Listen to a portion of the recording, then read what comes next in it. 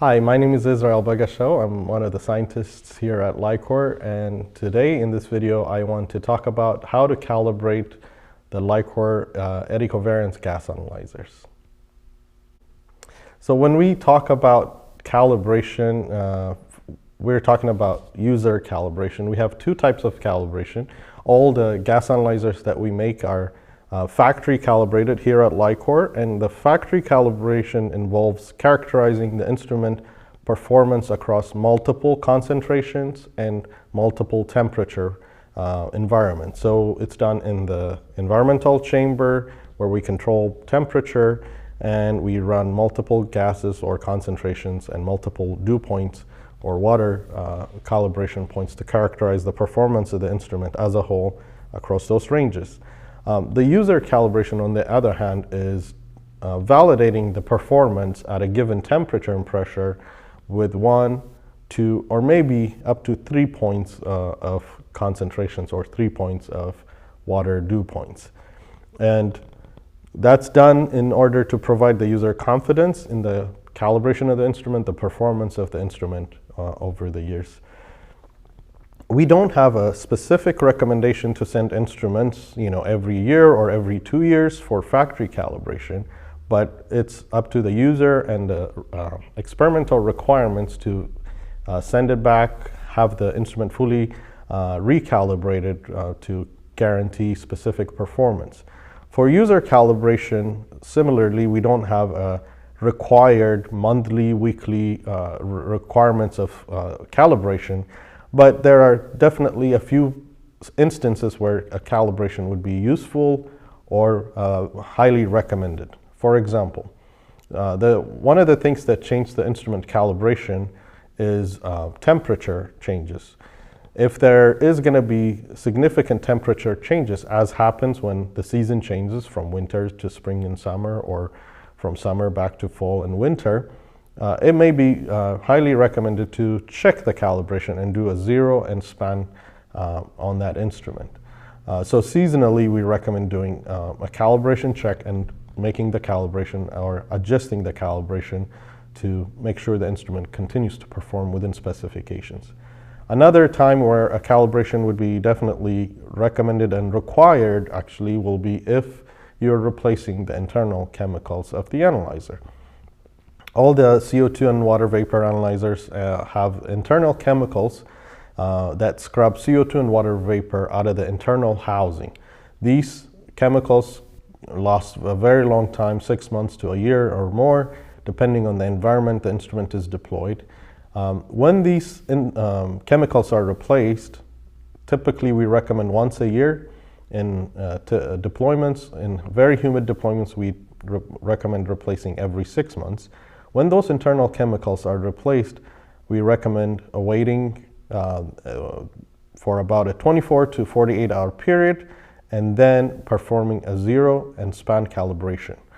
When we talk about replacing the internal chemicals, if we don't do a calibration, there could be significant offsets and changes in the sensitivity. So it's highly important that we do that. Another instance where calibration is definitely required is if you're changing the operating set point of the housing. The CO2 analyzers have 2 set points for summer and winter, 30°C set point and a 5° set point.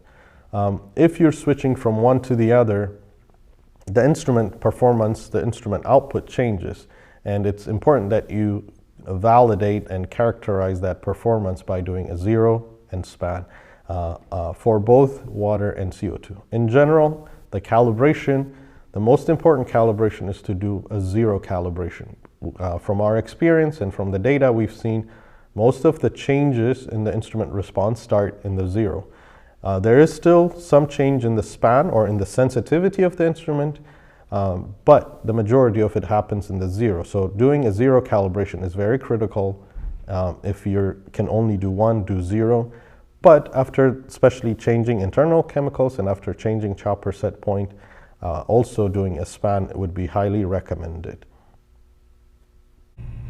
For calibrating the gas analyzers, we recommend doing it in the lab or in the office as much as possible. You can still do it in the field, but given the field conditions, it may not be ideal to do the calibration. There's time needed, there's temperature regulation needed, so doing it in the office or in the lab is what we recommend. Before proceeding with the calibration, you want to make sure the instrument is powered up, warmed up, and functioning properly. So you want to plot the CO2 and water readings and look at the CO2 concentration, the water concentration. Make sure they're reasonable for where you are. Slight offset or drift is common, it's okay. And also make sure the temperature and pressure readings are reasonable for your location. One of the main things you want to do before doing a calibration is make sure the optics are clean. So you can use a clean cloth or Kim wipes or something to clean the lenses to make sure there's no debris, dirt and dust on the analyzers.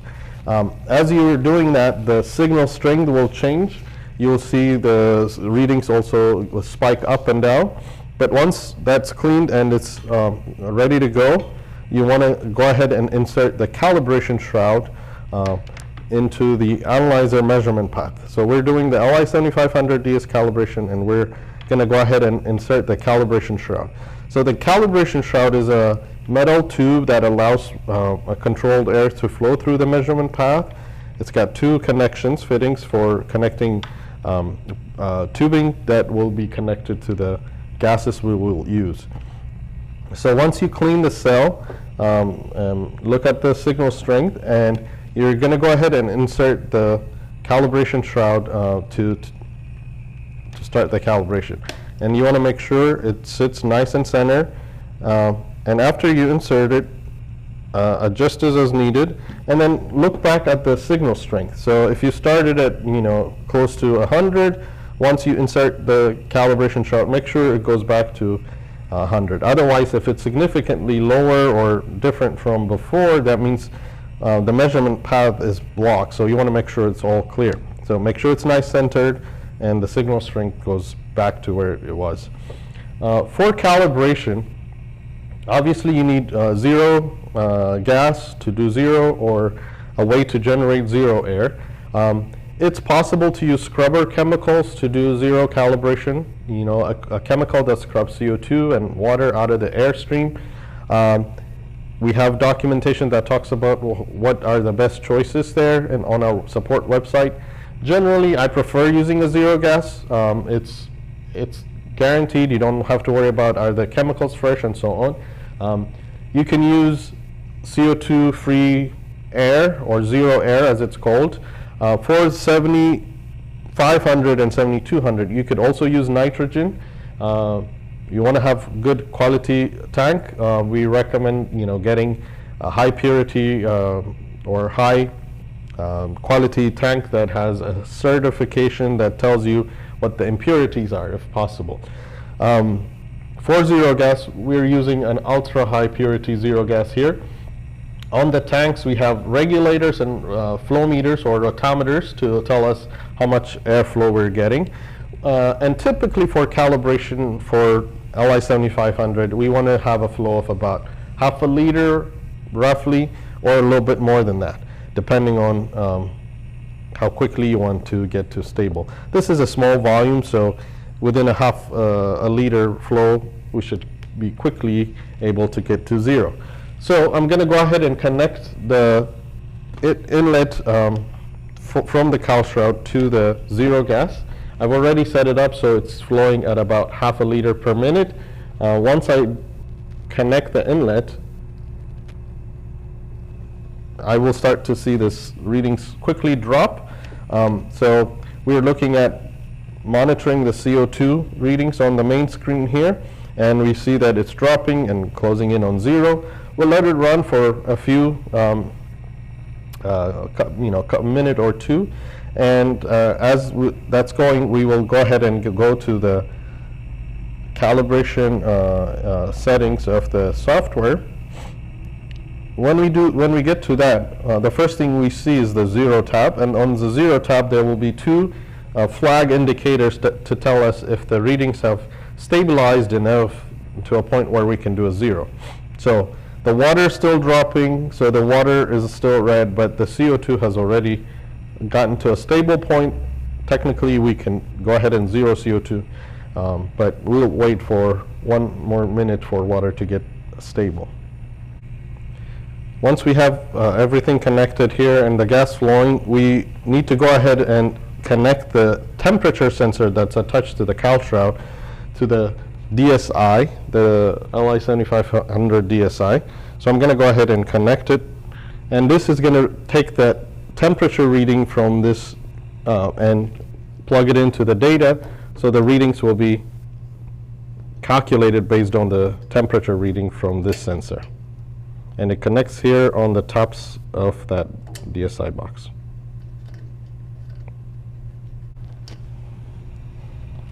And just keep an eye on the temperature reading. It matches what we have currently. So, okay, now that we have everything connected, we are going to go ahead and make sure all the readings are within reason. Obviously, CO2 should read near zero, water should read near zero. We don't want to try and fix a different problem with calibration. So if these are not anywhere near zero, maybe we should explore other troubleshooting tips. Now that things look stable and close to zero, we can go to the calibration window, and we can see that already that CO2 on the zero tab, we have this gas stability indicators. They're showing us that the CO2 and water absorptance have good enough slopes that we can go ahead and do the calibration. And generally, once we are at this stage, I recommend doing the water zero first. We press this as a zero H2O, and it will ask for confirmation. We'll go ahead and say yes, and the calculation is done, and we see a change in the water reading, and also notice the CO2 also changed a little bit, and that's why you want to do zero water first. And then now that we're getting consistent zero readings for the water, we can go ahead and do the CO2 zero calibration. Again, confirm, and the calculation will come back, and the readings have now changed. So in the background, the chart is going on for CO2. We can have a chart for water as well. I've also got CO2 and water vapor displayed here, and they're now both reading near zero.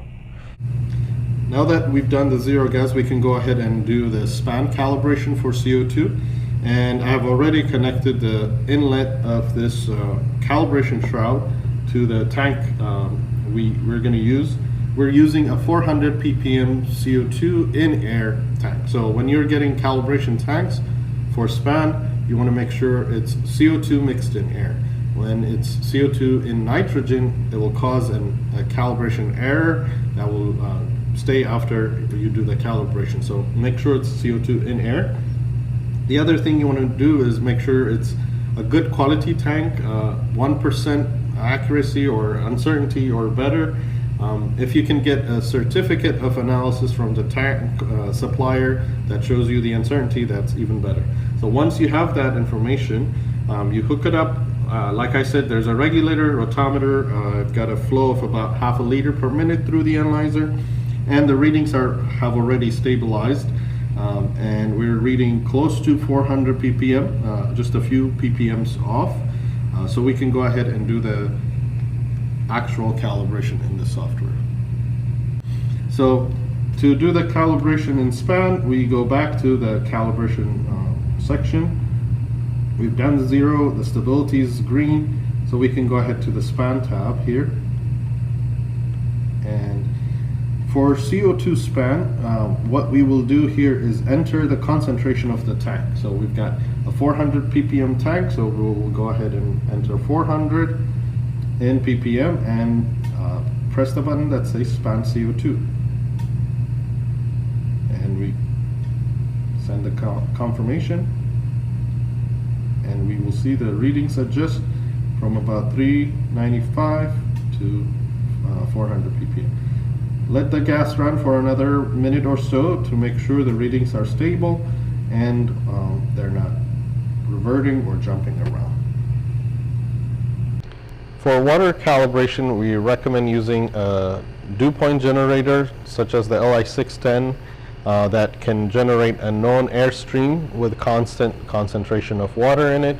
The LI-610 operates by controlling the temperature of the water bath where air bubbles through, and you want to set it 2 or 3 degrees below the current temperature. So we're about 21, 22 degrees C here in this room, and the dew point generator set to 19. And we've got the air output from the dew point generator connected to the inlet of the calibration shroud again, like before. And we've been running that airstream for quite some time. You want to give the water at least 10-15 minutes before you start the calibration. You want to make sure all the tubing and the surfaces are come to equilibrium with this new water concentration. And we've got a decent stable data here. And so we're ready to do the calibration of the water, given that we've waited the amount of time and we've got the setting ready to go. Now that we have a stable reading on the dew point or water concentration, we can go ahead to the calibration window here and actually perform the span for water. For the water concentration, we enter the dew point, the set point of the LI-610, which is 19. So we can type that in and press the reading that says span H2O. And after we confirm here, we will see the reading change. We've got the dew point plotted on the back. We can also see it here, and the water concentration both change after the calibration. Once the calibration for zero, CO2, water, and span is all done, I typically recommend going in here and confirming all of these numbers, the CO2 0, H2O 0, CO2 span and H2O span numbers stay between 0.8 and 1.2.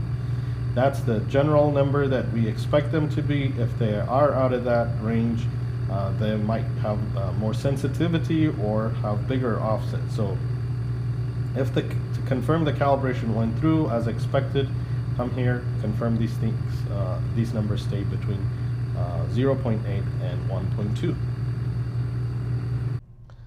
For calibrating the LI-7200RS, as I mentioned, for the LI-7500, we want to do this in the lab, in the office, rather than in the field. You want to remove the intake tube from the sensor head. You could leave the other cables connected because we will need those. For the exhaust, you can leave it connected to the flow module or disconnect this. Either way it's fine, but you do want to make sure the flow module is turned off. And we're going to use the gas to push air, the pressure of the gas to flow the air through the analyzer. And we're not going to pull at the 15 or 10 liters per minute that the flow module is typically set for. And before going through the calibration, we want to make sure the instrument is functional. So you would connect, make sure the readings are okay. And if everything's okay, then the next step would be to power it off and open up the cell to clean it. And once you clean, make sure the signal strength comes back, and then we will go ahead and open the intake to replace it with the calibration connections and move on to the calibration. So I will go ahead and open the sensor head to clean up the cell. So you loosen these two knurled knobs, pull the top part, and gently slide the cell assembly out. Then this will expose the two lenses, and you can use a clean cloth wipes to wipe both the top and bottom. There may be quite a bit of dust and dirt around. You want to maybe clean that up as well. And then once you've done that, you can make sure everything else is clean. The O-rings are there on the lenses, and put the unit just gently back. You might have to push this up a little bit and then slide it down. Tighten the knurled knobs, finger tight.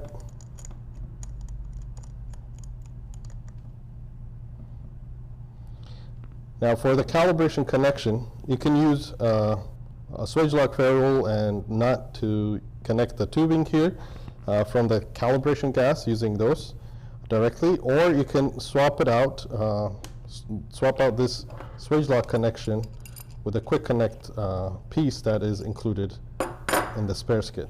So I'll go ahead and do that.